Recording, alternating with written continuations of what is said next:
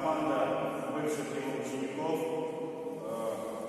Гостевая команда у нас это воспитанники, тоже коллеги Фаниса Фердинандовича, казанской команды, и нынешние ученики, которые мои воспитанники уже.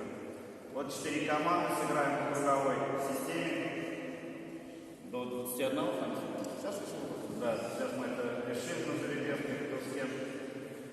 Желаю всем хорошей игры.